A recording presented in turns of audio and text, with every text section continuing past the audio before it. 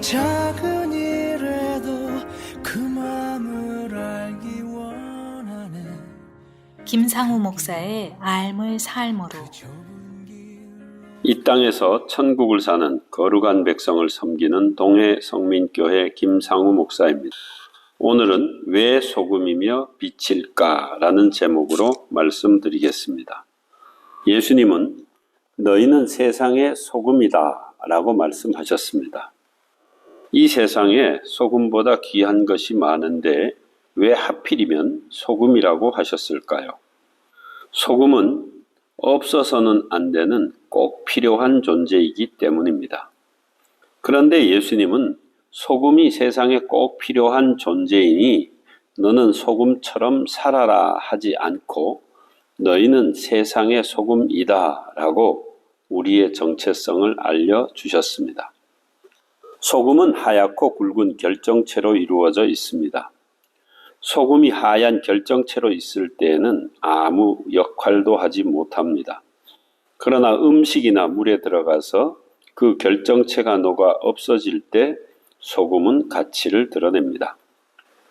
안동의 특산물이 간 고등어인데 포항이나 영덕에서 잡은 고등어를 내륙으로 가져오는 과정에서 썩어 변질되지 않도록 소금을 뿌립니다.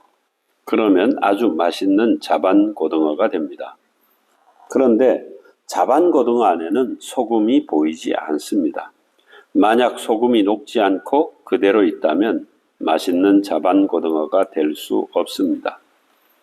예수님께서 소금이 맛을 잃으면 무엇으로 짜게 하리요? 라고 하셨는데 우리나라의 소금은 대부분 천일염이기 때문에 먹지 못하는 소금이 없습니다. 그러나 이스라엘에는 암염을 사용하기 때문에 불순물이 많이 섞여 있으면 음식에 넣지 못합니다. 그리스도인이라고 하면서 소금의 형태를 갖추고 녹아 없어지지 않고 불순물이 섞여 있어 음식에 넣지 못하는 소금과 같이 자신을 드러내어 인정받고 칭찬받으려는 불손한 마음을 가진 그리스도인을 맛이른 소금이라고 합니다. 맛이른 소금은 쓸데가 없습니다. 그래서 세상에 버려져 사람들에게 밟히는 존재가 되어버리고 맙니다. 예수님이 너희는 세상의 소금이라 하고 하신 말씀은 너희가 존재가 아니라 역할로 그리스도인임을 나타내라고 하신 것입니다.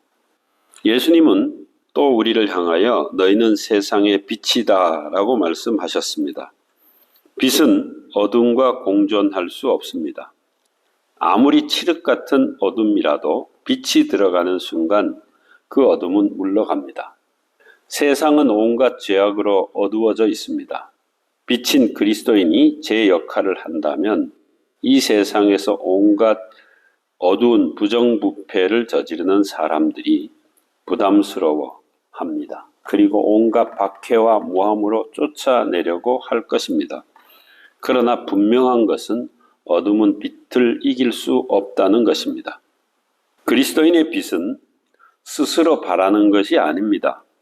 하나님께서 천지를 창조하실 때에 첫째 날 빛을 만드셨고 넷째 날 해와 달과 별과 같은 광명체 빛을 만들었습니다.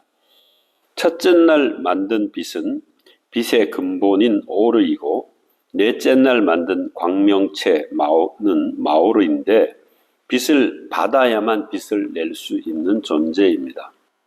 우리는 오르가 아니라 마오르입니다. 주님의 빛은 언제나 동일하기 때문에 주님의 빛을 받아 세상에 비추는 것이 우리의 역할입니다. 똑같은 빛이라도 어두운 데 가면 밝은 것이 되고 밝은 곳에 가면 그 영향력이 미미합니다. 대낮에 비치는 형광등보다 어두운 밤의 촛불의 역할이 더 큽니다. 내가 덜 충성했는데도 결과는 좋을 수 있고 열심히 최선을 다했는데도 결과가 안 좋을 수 있습니다. 그러나 내가 빛으로 최선을 다했다면 하나님은 인정해 주시고 기뻐할 것입니다. 여러분은 이 세상에서 없어서는 안 될 소금이며 빛입니다. 지금까지 이 땅에서 천국을 사는 거룩한 백성 동해 성민교회 김상우 목사의 삶을 삶으로였습니다.